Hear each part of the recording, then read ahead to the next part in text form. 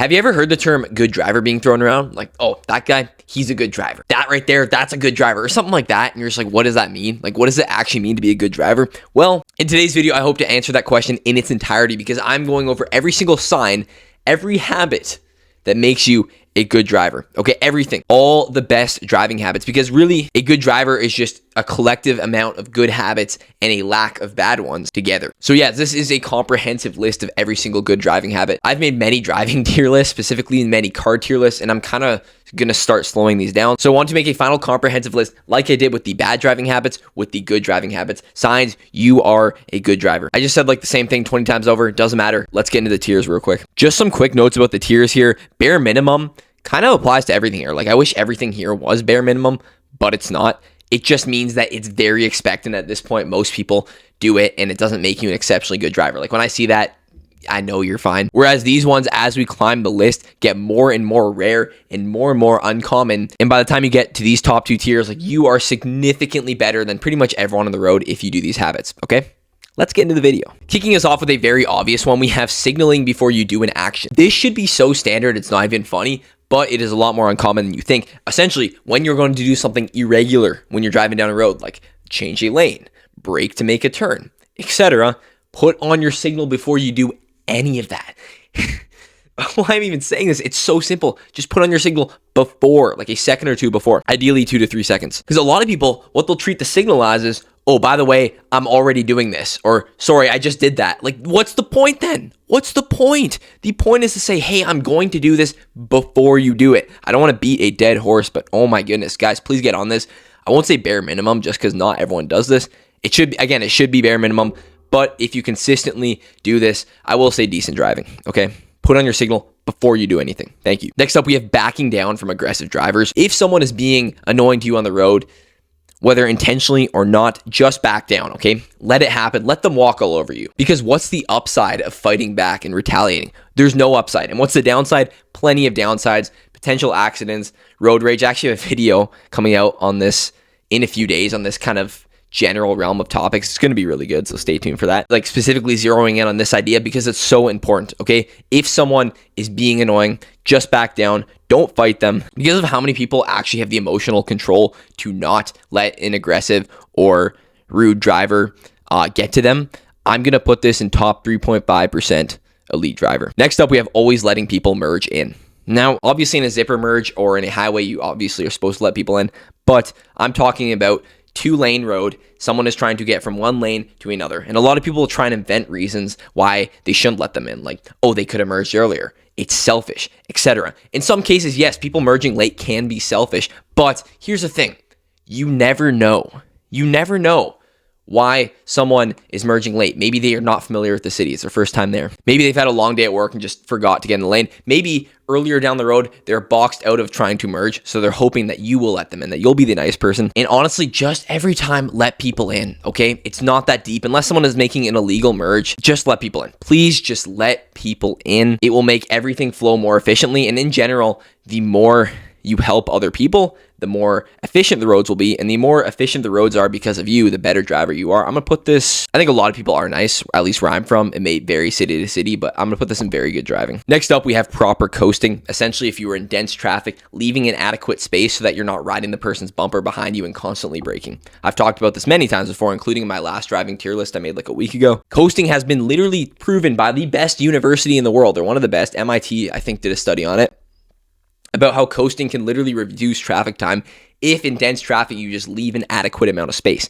That's all it takes. Why do you ride people's bumpers? What's the point of that? At high speeds, it's obviously dangerous, but at low speeds, it just makes traffic more dense. It can create phantom traffic. If you consistently coast and are really good at it to the point where you don't even have to tap on the brakes that much, if you have this mastered, I might put this in the best driver just because of how much of a good impact it can have if you do it and how rare it is. You know, out of rarity, I'm going to put the emotional, like backing down from aggressive drivers in the best driver. And then this one is top 3.5% elite. Next up, we have proper passing lane discipline. Again, another beaten to dead horse. What? Another one that's been stressed on the channel in general a lot, but I don't feel like I can stress it enough because not enough people do this. Keep right unless you are passing. So let's say you're on the highway, okay? You're in the right lane. You're coming up on someone also in the right lane. Pass them on the left then get back on the right side of the highway. I've made an entire video on this. I've talked about this numerous times. I just am tired of talking about this. Please get out of the left lane if there are people behind you trying to pass faster or if you are not passing. Understood? Thank you. Because of the rarity, this should, again, all be bare minimum, but I'm going to put it in very good driving. If you properly, like, you are very disciplined about passing lane structure. Next up, we have high beams to communicate. Now, there are many ways this takes form. For example, warning people of hazards ahead, warning people of cops running radars ahead, or reminding people that they are in the left lane and they should not be in the left lane if they're not passing. If you properly use high beams to communicate, you're definitely an elite driver for sure. Next up, now this is one I've never heard talked about before, and I have actually never talked about, but it's so important. And this is leaving extra room for semis to make turns. Now, essentially, when a semi is making a turn in kind of an urban area, they will make it very wide. They have to make the turn so wide because of how big their vehicle is, they may spill over into the oncoming lane. So if you are in the oncoming lane of the street that the semi is trying to turn onto, what you need to do is see this ahead of time and stay back. Don't go all the way up to the front of the street. Stay back. Because a lot of times you go all the way up to the front of the street, the semi driver will then force you to reverse to make room for them. And if there's someone behind you, that may be very hard because then you have to get them to reverse. If there's someone behind them, et cetera, it may be hard. So instinctually, if you see a semi truck who's going to turn or is turning, stay back. I promise if you actually do this, genuinely top of best drivers. And dude, if you actually stay back for these semi trucks to make their turn, the look of gratitude you will get from these semi truck drivers, it's like, let me try and do it real quick. Like, you'll get one of those. And that feels good, man, because they know that you're caught up on the sauce. Like, they know you're just a baller driver. Absolutely top of best driver. Hey guys, real quick. Not only am I providing you guys with the best driving sauce out there, but I also am providing you guys with the best car care products out there. We are launching our second car care product, our quick detailer. This will change the game. It's one of the best quick detailers out there. All you have to do, find any spot of dirt, whether it be on your wheels or on the body of your car, spray it, no water needed, wipe it off, you're done, your car is clean. But the downside is that we are only launching a very finite amount. So if you want to get your own bottle of our quick detailer, join the email list down below. We are launching the product to our email list first, and it may not even make it to YouTube because we are only giving a limited quantity out. Products launching very soon, so join that email list if you want your own copy. Back to the video. Next up, we have leaving extra room for cyclists. Now, sometimes it's just hard to do this if the roads are thin and it's dense traffic, etc. But if you can, if you're passing a cyclist on your side of the road, err on the side of generosity when leaving space for them. Look, am I going to defend cyclists, like every cyclist in the world, and say that they're perfect people? No, there are plenty of annoying cyclists. Bike lane infrastructure, especially where I live, is so annoying. There are a lot of things about cycling as a driver that I don't appreciate. But if a cyclist is just normally following the rules, you have nothing to complain about, okay? Be kind, look out for them, and do the safe thing by leaving them extra room. Again, are cyclists weird sometimes? Yes, with like their full spandex head to toe and their aerodynamic RGB glasses and like those like cone-shaped pointy helmets, it's weird, okay? But just let them be. They're healthier than you. Their resting heart rate's probably lower. Like, just let them be. If you leave extra room for cyclists, very good driving, because a lot of people cut it too close. Next up, we have letting people merge without being disruptive. So basically, if you're on a highway and someone is trying to merge on, what makes you a good driver is letting them get on safely without disrupting any highway traffic of the people that are already on there, if that makes sense. Because here's the deal. A lot of people will try and let someone on, which is nice. And you don't actually technically have to let people on the highway. Like, it's the person who is merging. It's their responsibility to merge safely, but it's nice to help them. But what a lot of people will do is help them by slamming on the brakes to make space, or like speeding up too much, or just making an aggressive lane change without looking. If you can actually master appropriately moving or just staying the exact same speed or speeding up or slowing down or doing whatever you need to do to make sure that the person trying to merge onto the highway can do so safely, you're definitely an elite driver, okay? Because a lot of people get panicked when they see someone merging. If you have the intuition to say, okay, maybe I should just keep going the same speed and let them speed up, or maybe I have to just move out of the way, or maybe if I speed up, they'll merge on safely. To have that intuition, you are definitely an elite driver. Next up, we have not forcing a pass on a one-lane road. Essentially, when people see a cyclist or garbage truck, they just automatically think that they have right of way to just go ahead and make that pass. This is not true, okay? Good drivers understand that you have to be incredibly careful and patient with these passes and wait until it's completely clear on the other side. Like, it is completely safe. A lot of people will just try and force a pass and think that it's automatically safe because, oh, I'm allowed to pass the cyclist. It's not necessarily true. You have to wait until it's completely clear and safe to make the pass. This seems so elementary, but like, it's so important. And if you're not careful about the pass and you just pass near a blind corner or whatever, could be very bad. I'm gonna put this very good driving. Next up, we have reading a car's body language. Essentially, you can almost telepathically predict what people are going to do before they do it if you learn how to read a car's body language. Essentially, if you see a car slightly starting to shift within the lane in front of you, or if you see a car slowing down and there's a gap on the road next to you, if you can predict that, hey, they're probably going to do this and they're just not signaling for it for some reason, that is like elite driving. You are genuinely the best driver if you can do this, because it will prevent some accidents, okay? If you can read what a car is going to do before the car does it, that's insane. Like, not enough people do this. Next up, we have making room for motorcycles who are lane splitting or lane filtering. Again, elite driver. A lot of people will just kind of sit where they are, or even try and block motorcyclists. Even if they're not allowed to filter or split in whatever state or province you are, why are you stopping them? Why are you making it more unsafe for them to do so?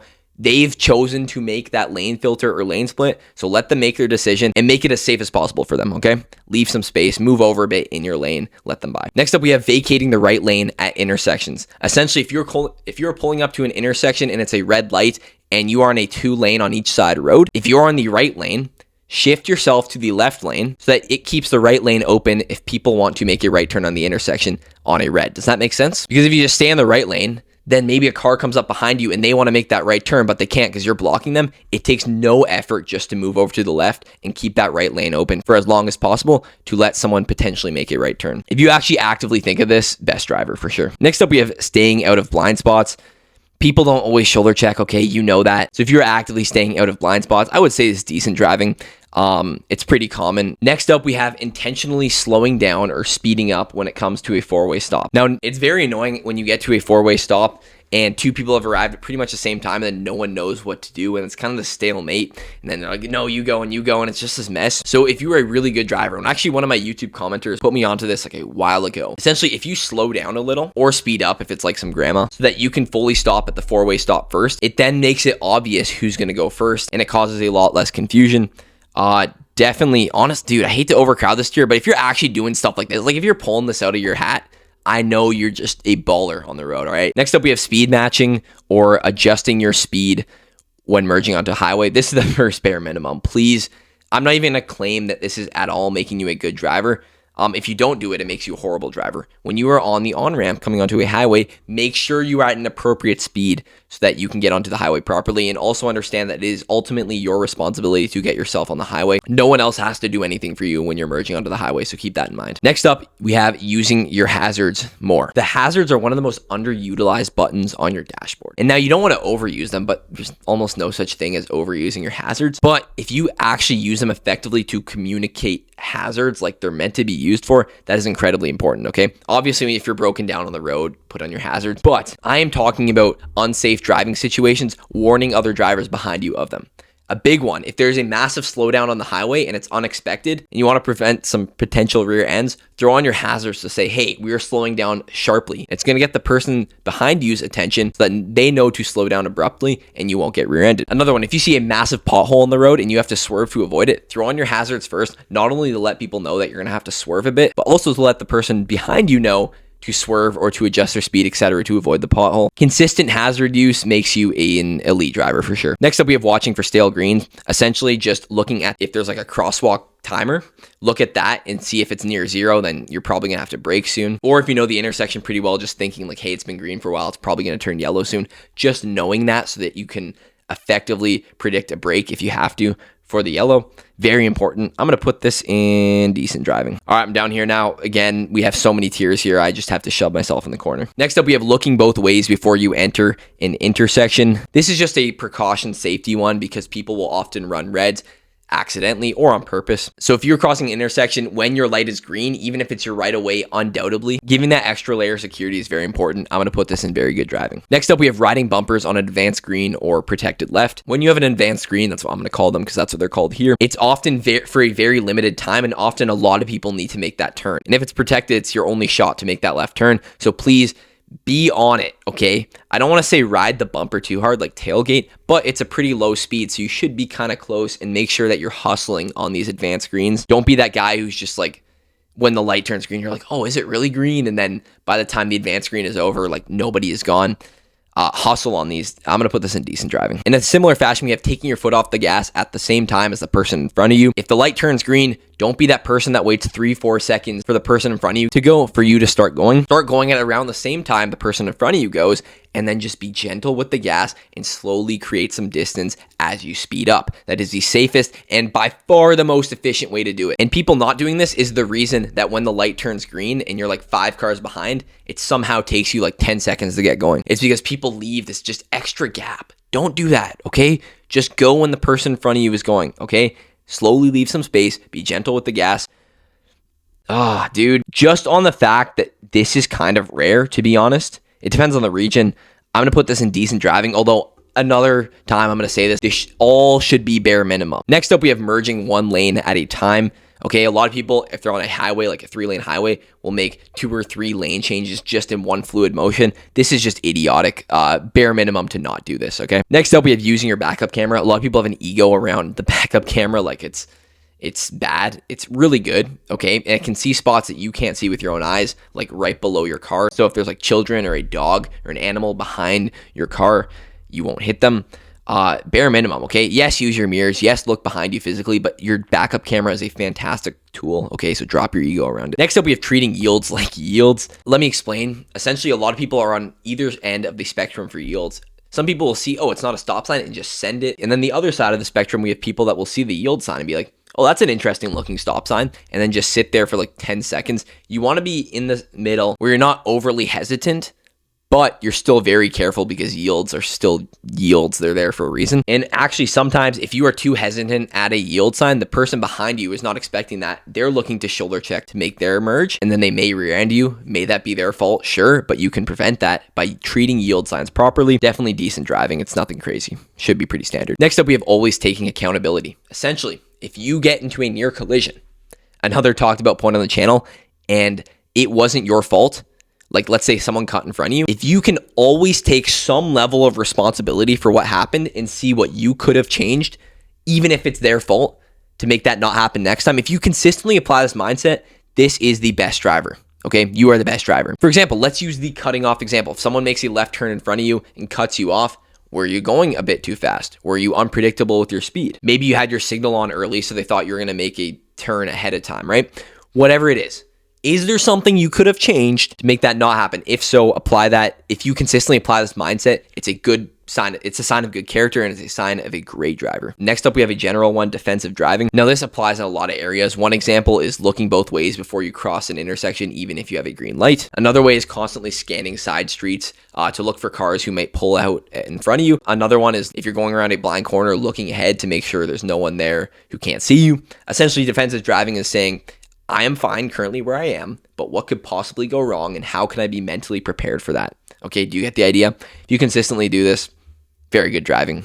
I'm going to go top of very good driving because this is like, if you master this, this is good stuff. Next up, we have pulling over to let faster cars go. If you are on a scenic back road and you're trying to take it like a scenic drive, maybe go on, right on or a bit under the limit, and there is someone behind you who wants to maybe have a tiny bit more of a spirited drive, it is the safest option to pull over and let them by, okay? Because if you don't, often these people who want spirited drives are going to get impatient, and then they will start to make unsafe passes, which can ultimately be more dangerous. And it also just makes your scenic drive worse if there's some like, I don't know, like E92 335i, like itching to get past you. Like, it's not going to make the drive fun for you either. So just benefit both parties, let people by. If you consistently do this, very good driving. Next up, we have looking multiple cars ahead. If you're consistently doing this, this should be more common than it is, but it's not. This is definitely in the elite driver tier. Just constantly saying, what is car 4 or car 5 ahead of me doing?